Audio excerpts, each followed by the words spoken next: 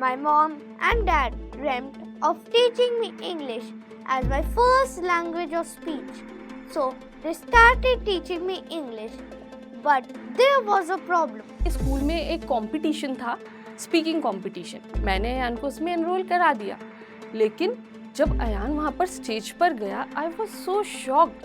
ही started stammering. शायद ये वजह भी थी कि हमारे घर में कोई माहौल नहीं था इंग्लिश का। हम लोग आपस में इंग्लिश में कोई बात नहीं करते। मेरे इन लॉज, मेरे हस्बैंड, मैं खुद। Hello all, my name is Ayan Gupta and I am 11 years old. I study in Venkateshwar Global School, Sector 30, Rohini. English सीखने के लिए माहौल बहुत अच्छा होना चाहिए, तभी कोई इंग्लिश सीख सकता है, वरना नहीं। When I was a toddler, I was a super cranky baby. मेरे मम्मा पापा मुझे बहुत डॉक्टर्स के पास लेकर गए, but nothing helped me and them. Time flew by and I turned the age of 2. My mom and dad dreamt of teaching me English as my first language of speech.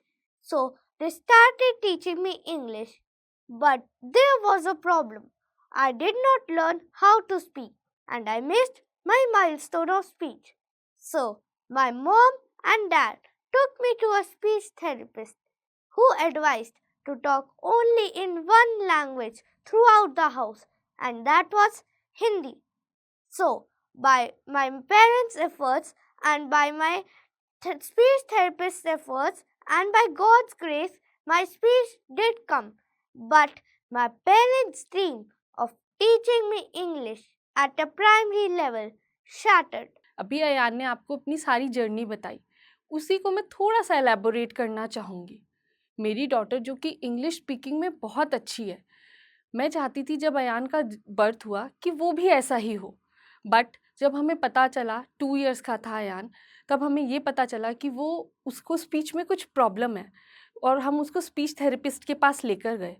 उन्होंने हमें suggest किया कि इन्हें हिंदी में he speak करवाएं, ताकि आपके घर में जितने भी मेंबर्स हैं वो सब हिंदी स्पीक करते हैं, ताकि ये जल्दी से उसको सीख पाए। हमने उनकी बात को फॉलो किया और अयान हिंदी बोलने लगा। फिर मैंने अयान को वेंकटेश्वर स्कूल में एडमिशन कराया। वहाँ पर सब कुछ अच्छा जा रहा था, teachers were good, Ayaan was coping good, but मुझे ऐसा लगता था कहीं पर कोई स्पार्क मिसिंग है। एंड टू डैट मेरे कज़न्स आए कनाडा से, उनके बच्चे भी उनके साथ में आए।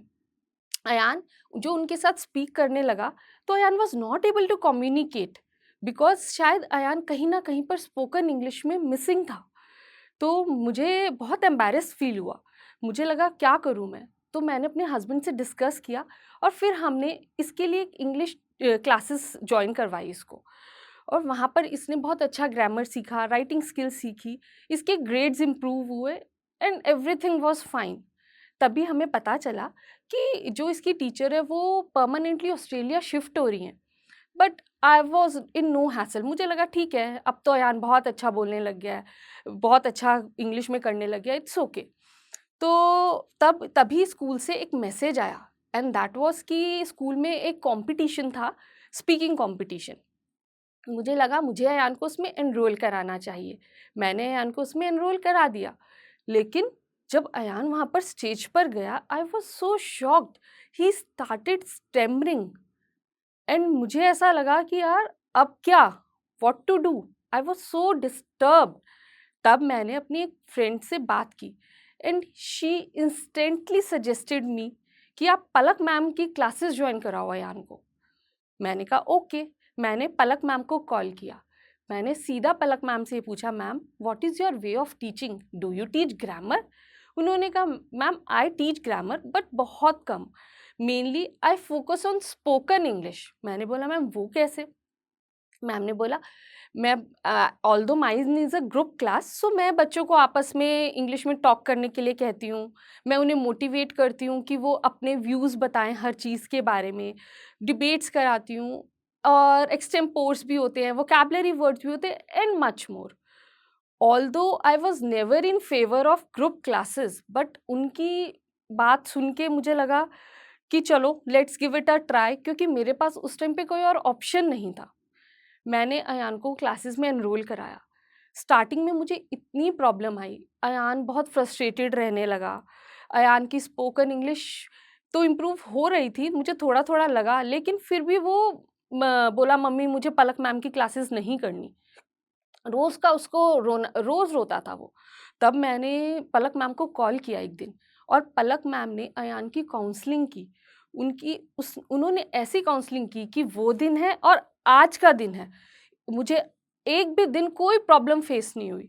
And after 2 months you won't believe, Ayaan का ग्राफ, कॉन्फिडेंस लेवल, उसका हर चीज़ इम्प्रूव होने लगा।